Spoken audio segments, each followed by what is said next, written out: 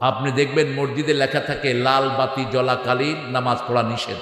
এই বাতিটাই নিষেধ, এই কথাটাই নিষেধ। সারা সৌদি আরবের কোন মসজিদ এটা পাবেন না, কারণ রাসূল বলছেন লা তাজলিসু ইল্লা রাকাতাইন, বুখারী মুসলিমের হাদিস। যখনই মসজিদে যাবা কয় রাকাত? কয় রাকাত? 2 রাকাত পড়বা না, তুমি বসতে পারবা না, দাঁড়িয়ে থাকো। এখন তুমি ফজরের নামাজের সুন্নত পড়ে মসজিদে গিয়েছো, যদি বসতে হয় কয় রাকাত?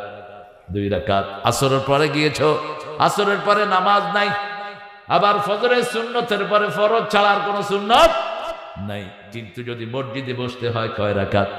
2 রাকাত। তাহলে ওই লেখাটা কি হলো? আবার রাসূল সাল্লাল্লাহু আলাইহি ওয়াসাল্লাম বলছেন, আপনি সূর্য উঠছে এমন সময় আপনি ঘুম থেকে উঠলেন, ওটাই আপনার নামাজের সময়, ঠিক না? বা ঠিক? আপনি ওযু করেন, 2 রাকাত নামাজ পড়েন, আল্লাহ আপনার নামাজটা কাজা হিসেবে নিবে না। এখন উনি লিখেছেন লাল বাতি জ্বলাকালীন নামাজ